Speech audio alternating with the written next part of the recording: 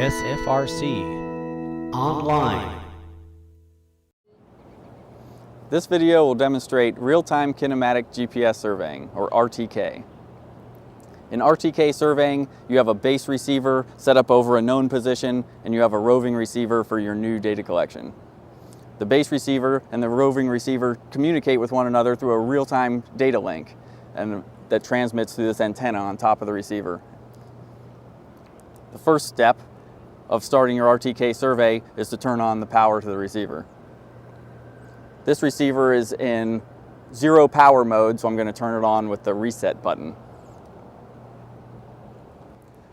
Once this Topcon Hyperlight GPS receiver is powered on, we're going to control it with an external data collector. This is a Topcon FC200 data collector. Now I will demonstrate how to control this receiver from the data collector. Now I'm at the rover receiver. It's on a bipod. First thing I'm going to do is turn the power on to the receiver and the power on to the data collector, and then we're ready to set up our communication.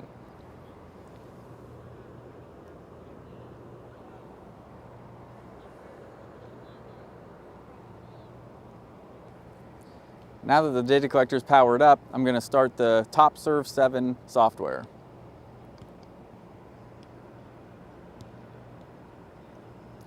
This device is going to communicate with the receivers through a Bluetooth link. And this software is going to control the function of the receivers. First step is going to be to set up a job. I'm going to create a new job. I'm going to name it with my last name. When I tap in the area of the job name, it automatically brings up the keyboard and ready for typing.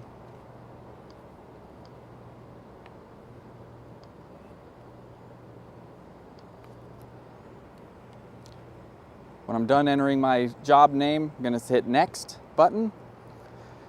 This is the most important screen, the survey configurations. I'm going to choose from the drop-down list the My RTK survey configuration. And then hit Next. The coordinate system we're going to use is WGS84, which is the default coordinate system. The distance units are meters, and the angular units are degrees, minutes, and seconds. The coordinate type we're going to choose is latitude, longitude, and ellipsoid height. Then you can hit Next. These are alarms that we won't need to worry about. We're going to hit Finish, and we're ready to survey.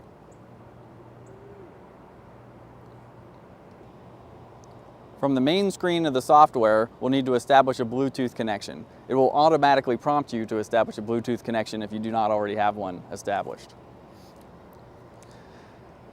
So from this screen, we're going to search for Bluetooth devices by using the Find button.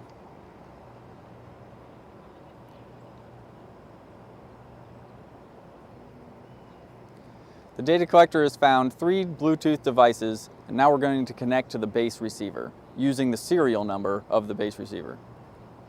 You'll need to verify the serial number of the base receiver from the tag on the bottom of the receiver and choose that one from the list. The receiver at the top of the list is the base receiver, so that's the one I'm going to choose. Then I will hit Select. The Bluetooth communication has now been established, and I'm ready to begin my survey. I will start with the GPS setup button and then start base.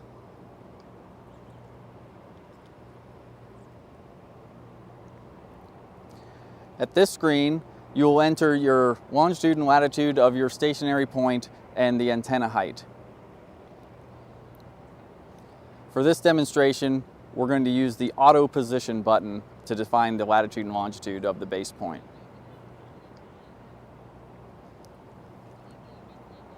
Once you have your coordinates entered and your antenna height entered, you can say Start Base with the button.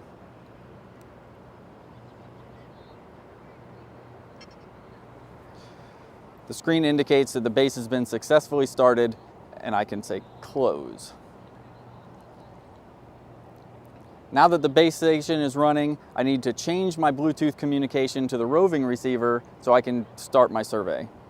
I will change the Bluetooth communication using the Bluetooth icon at the top of the screen.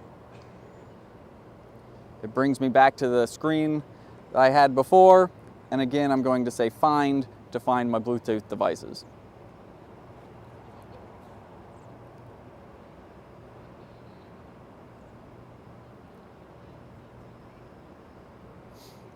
This time it has found 2 devices, and I will verify the rover's serial number from the bottom of the receiver and choose that number from the list.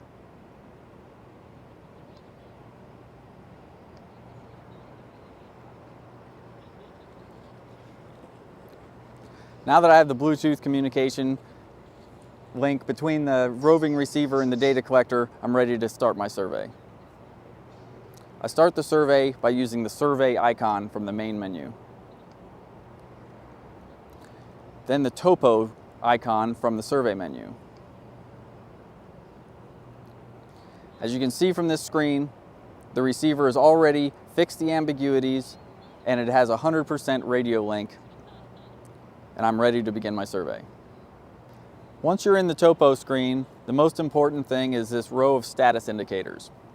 You can see that the first one tells us we have 100% radio link with our base.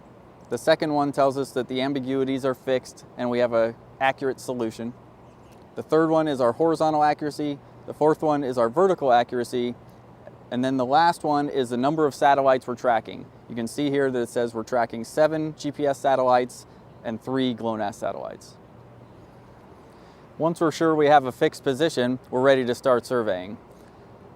First, we're going to center and level the bipod over the point that we wish to survey. Then we're going to enter the point number into the top column where it says point, enter a code that describes the point that we're going to locate. Under code, the antenna height says 2 meters because this is on a fixed height 2-meter pole and the measurement is vertical. The bottom indicates epoch count, which is preset to take 3 epochs for each survey point. We'll begin taking our survey point by hitting the start button. As you can see, the epoch count will count up to 3 and then it will automatically store the point. Now we're ready to move on to the next point. Once we move to the next point, then we're ready to repeat these measurements for the next point in line. The point number automatically increments up by 1 and we'll place a new code in there based on the feature that we're going to collect. Then again, we hit the start key. It counts up to 3 epochs and automatically stores the point. To review your points before you leave the field, close the topo screen and enter the edit job screen and then view your points. Here you can see how many points you've collected and the coordinates and codes for those points. The RTK point coordinates are stored internally on the data collector.